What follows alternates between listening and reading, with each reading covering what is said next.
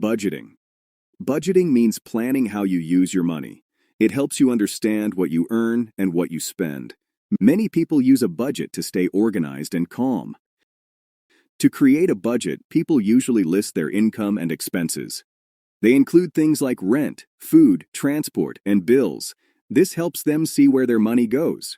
It also shows if they are spending too much. A good budget includes savings. Putting money aside every month helps people prepare for emergencies or future goals. Saving is an important part of good money management. Following a budget can sometimes be difficult. People may want to buy things they don't need.